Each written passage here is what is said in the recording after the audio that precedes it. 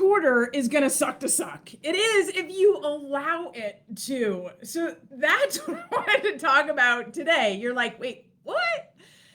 Oh, I am so down on all the negativity right now around me. I have seen a plethora of it on Instagram and TikTok, and everybody wants to talk about the fact that the bottom is falling out and they lost 60% of their home values during the last housing crash. So everything that's going on with Swiss Bank and the European markets, we're going to see a total destruction, a meltdown, and the housing market is going to implode. That's the negativity that we're seeing right now in the market. I want to talk a little bit. DMAR Market Trends is going out tomorrow, Wednesday morning. I just recorded the video. We got the data late last night, recorded the video this morning. That's getting published and edited and pushed over to the report tomorrow morning. I wanted to highlight just a couple without giving away the secret sauce. I want to highlight a couple of those points and then talk about our daily disciplines for creating a fourth quarter that doesn't suck, that gives way to a first quarter that has tons of opportunity, to a second quarter that starts to reignite, to a second half that is not only back on track, but for those of you and us who are working hard to stay relevant, it's going to pay dividends. And I'm not even talking about money here, because a lot of people are going negative, going, well, you real estate agents and lenders or just want more business. That's not even it. That's not even it. If I could come from a place where I come from every day and be 100% transparent, it's never about the money. The money takes care of itself. It's never been and it never will be about the money. I'll lose money on a lot of deals to ensure that clients are taken care of. And I'm human? Yes, I'm very human. And do I mess up? Sure, I mess up. The intention, though, is always the same: to create an experience for a client that opens up an opportunity, that provides access to stability and wealth through real estate. Because this is the path that most Americans can't get there any other way. Yet the negativity of all the people that lost money in the last housing crash, who, by the way, have seen not only their losses recovered, but incredible gain, don't want to think about the gain. They only want to highlight the loss. Real estate is a long game. This opportunity is the opportunity to open up a door today where there's a little more inventory and a little less demand that gets somebody in. So let's talk a few of the stats from the DMAR Market Trends report that is, again, going out tomorrow morning, because I want to highlight this because things are slowing down. Okay, that's true. Things are slowing down. Are things dying? Is the market crashing? So in March, we had a year-to-date or a year-over-year appreciation, it's not appreciation, a year-over-year median price growth of 21%. So we saw a 21% gain on home values based on the median close price, which isn't really the value of the home as much as it is you had as many homes below or above that price point and that growth of price point, right? So you have to keep it in perspective. CoreLogic looks at appreciation, but even that, Denver was well over 20%, 21.5%, where it topped out maybe around 22% during the height of it. But it's since been slowing down, as has our average and median. But in March, we had a 21% gain year over year in our home prices. Is that sustainable? I mean, could you imagine a first-time home buyer? Could you imagine if you're an adult like myself? I have 3 kids, age 21, 22, and 24. Could I imagine them even getting into a home in 2, 3, 5, 10 years from now if home prices continue to go up at a clip of 21% a year? It is not sustainable. It is not healthy, anywhere near healthy. The 30-year average price growth in the DMAR 11 county area of our home prices is 6%. It's what it's been. Now it's been up, it's been down. It's never hit 21.5%. But to see that growth like that is unsustainable. So it's coming down from that. So since March, it's been, interest rates have been going up. It topped out. It started coming down. It did the same in September. We actually saw an average price growth this month year over year of 8.4 and a median of 9.4, bringing the year to date, because that's the number we use in December. It's the whole year to date that we then stamp as this is the 2022 price growth. Right? And just calculating out. So historically, we can look at what that number is. We'll stamp that in the January DMAR report for December's data, and it will create that year to date, the total year. Right now, it stands at 12.8%.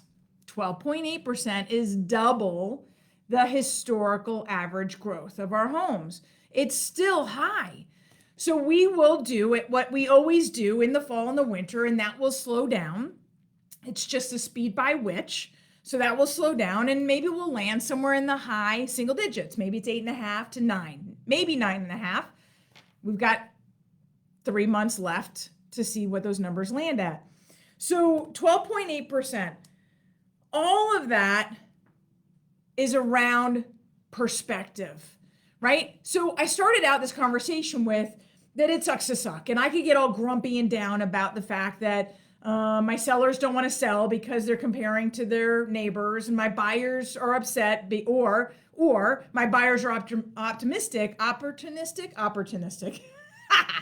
They're looking for prices to continue to go down, right? So how far down can they go? And you will see some more price dropping during the holiday months. Now, you will also see inventory come offline. You will see those homes that haven't sold, whether it's 30 days or 45 days, looking at the holidays saying simply, I'm going to take my house off the market and I'm going to wait until spring. Not an awful idea, although I work primarily with buyers, so I don't love the idea because I want my buyers to continue to have options, and that will reduce options. But it's the reality of what will happen. There will be sellers that don't want to deal with people walking through their homes during the holidays, and I completely get that. Right? So we're going to see some of that inventory come back off just simply because people will cancel their listings if they don't sell them. And then they'll relist them in the spring, possibly for more, depending on what interest rates do and if it pulls out or draws out the buyers. So if you've got sellers who are contemplating pulling their listing off the market or they won't negotiate, right? I was at a meeting at New Door yesterday. Love those guys. Absolutely amazing. There was a seller negotiation going on while I was there. And the seller at some point just drew the line. Didn't want to sell for even $5,000 less. Now that's her prerogative, 100%. I can't sit here and judge. But all I can say is, at what point does pausing life makes sense for what dollar value, right? Especially in a market like this when we're seeing that sellers are having to become more realistic. You're not losing value. The likelihood is that you're still selling it for more than it was worth a year ago, approximately 12.8% more than it was worth a year ago, but it's not the 21% more than a year ago that you could have gotten in March. And you're mad and you want to take your ball and go home. I get that, but it's unrealized gains. It's not real money. And I don't want to say it's fake money because it feels very real and it's equity that you've had in your home and believe that you had in your home, but it's unrealized gains. It's until you cash it out or sell it, it's not realized. It's not really gains any more than the stock market is or the bond market or cryptocurrency. I put money in the cryptocurrency, and I've told this story a number of times. It still messes up my gut to think about how much I've lost, but I gained a lot. And then I didn't. And then I lost it. But I still have, no, I don't. I have less than I put into it, right? So that's a loss that if I sold it today, I would realize the loss. If I had sold it when it was up, I would have realized a gain, but I didn't. I held on because I thought it would go up more, and I lost that bet and it went down. And so, but I'm not selling it. So I actually haven't lost or gained anything at this point other than what's on paper.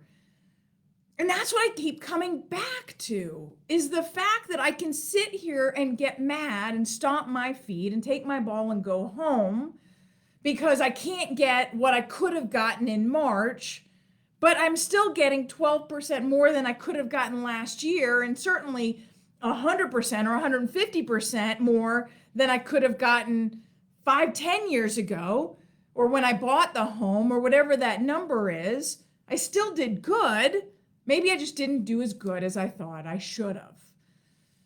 And that's where we've got to just start getting real, right? So at what point does the cost of delaying your life make sense? Is it for $5,000? Is that the line? Or is it more than that?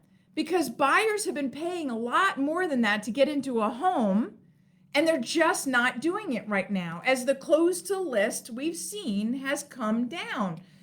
Interesting, the close to list on attached homes is staying stronger than the close to list on detached homes. So there's still opportunities. The detached are negotiating a little bit stronger. All of this is where my head goes with what's happening right now, and putting out conversations around opportunities in real estate. One of the things that I did in the Saturday blog, if you're a real estate agent and you get my email every Saturday morning, was taking the numbers based on the tenure being over 12 years today, and taking just let's say 10 years, right? What kind of net wealth can I gain in the next 10 years? Because historically, home ownership is not a day trading vehicle. It's a long game. So getting in now affords me not paying rent, not having the opportunity of being evicted or my lease running out and it going up, not being able to grow roots, to paint, to build out, to design, to not being able to start building something long term. It puts me in a temporary position. I was having a conversation with another real estate agent yesterday morning, and he was talking about the fact that he was just helping a client of his close on a $500,000 condo, and that condo, trying to get that condo under contract 6 months ago was a challenge. And his friends 6 months ago would have called him a hero for having gotten it under contract. Yet this month, his friends are calling him a schmuck because he bought a home in this market. And if he had waited a little longer, maybe he could have gotten a lower price. But a lower price by what degree? And again, what is the cost for not having the opportunity to start building wealth? Principal reduction, appreciation, being able to build out the way you want it, tax deductions, and all the things. So as we go through the fourth quarter, I want to challenge you to have a different mindset. Whether you're a homeowner, a home buyer, whether you're a friend or a relationship that you've bumped into this video, whether you're a real estate agent or a lender, it doesn't matter. The fourth quarter is going to have stress because we are entering into this period of time where, and some will debate me on this, I don't think we're in a recession yet. I think we're heading into it because consumer spending has still been positive. GDP has been down due to supply constraints. We can go down that road. I'm not going to do it today. But if we are entering into a recession, and in order to have this balance of pricing increases and inflation, to have inflation come down, the Fed needs to continue to raise the Fed rate. And there's debate whether it's going to be 0.75 bips or 0.5 bips. That's going to happen on November 2nd. We're going to know soon enough. If we keep getting bad news, I think it's going to be lower. All of that to say, this fourth quarter is about this turbulent end to a changing year, giving way to 2023. And if 2023, we start to see a recession and we start to see inflation go down, we're going to see mortgage rates go down. We're going to see more opportunities and more buyers come back into the market. The first half of next year and the second half of next year will look very different. So my question to you is, no matter what you do, we are looking at opportunities for whether it's reduced commissions earned, reduced payrolls, maybe it's loss of job, whatever that looks like, depending on the industry that you're in. We're going into more turbulence before we come out of it, and then we'll come out with an expansion. Here's my question. What are you doing today? Right? Are you sitting in fear? Are you waiting for the worst to happen? I get on these debates on Instagram and people are talking about the 60% loss, and we're going to see this massive drop in home prices right now. And the fact on fact on fact, I can say it's just not possible. We have too much equity, too few homes have a loan, too strong a borrower. We have all these things that even if somebody did lose their job and had to sell, all they have to do is sell at a market price, because we still have fewer homes than we have buyers. We still have low historic inventory, even if it's been coming up. It's still less than it's been in 2019.